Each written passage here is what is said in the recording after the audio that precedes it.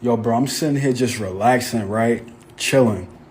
A thought came to my mind, bro. You know, one of the craziest things about hell is that it's eternal.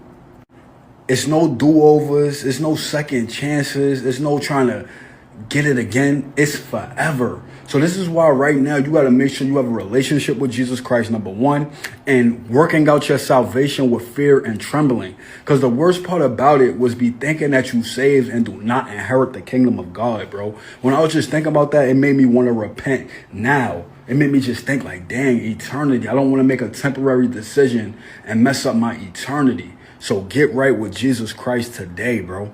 One of the worst things about all of this, it's not even the fire, it's not the torment, other than being separated from the goodness of God in his presence, is that it's forever. It's no do-overs. It's no second chances. Please get right with the Lord Jesus Christ, man. In Jesus' name.